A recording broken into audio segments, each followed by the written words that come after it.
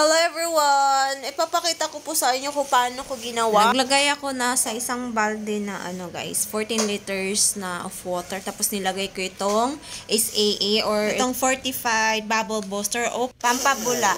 Dandahan lang sa pagbuhos guys para ma-mix natin ng maayos.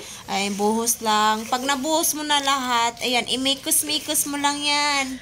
Tapos, pag namikos-mikos mo na yon, ilagay mo yung surfactant o yung pang-remove ng mga germs. Ilagay mo lang yan. And dahan-dahan mo lang guys din pagbuhos para ma-mix po to talaga siya ng maayos. Sa akin, nahirapan ko guys kasi yung paggamit ko ng pagmikos-mikos.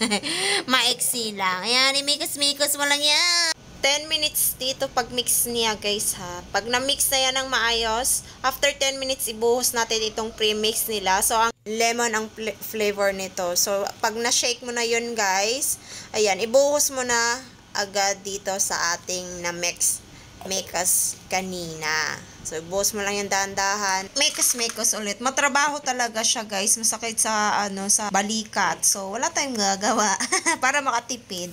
So, ito na, guys. Ibubuhos natin yung pang-pot sticky. Pag okay na yan, dandahan mo lang yan, guys, ibuhos para siya. Para ma-mix talaga ng maayos. Ayan, no, sticky na siya. Mahirap talaga, guys, sobra. So, ayan, pag ganyan na, guys. Antayin mo lang siya mga, 24 hours. Ayan, hayaan mo muna dyan sa, takpan mo muna yan. After 24 hours, guys, pwede mo na yan ilipat sa lagayan. Ganyan niya siya ka-sticky, guys. Mabula din po yan. So, madami ang nagawa ko dito. And then, pwede ka kung gusto mong ibenta, guys, maganda ito sa may mga tindahan. Kahit wala kang tindahan, ibenta mo sa mga kapitbahay mo. And then, kung ayaw mo naman ibenta, pwede mo yan, guys, gagamitin. Matagal din ito maubos. Sa akin, anyway, last year pa to. Last year ko pa to nagawa. So, ngayon ko lang siya na-edit. And then, hanggang ngayon guys, hindi pa naubos tong ginawa ko. I think, pa to?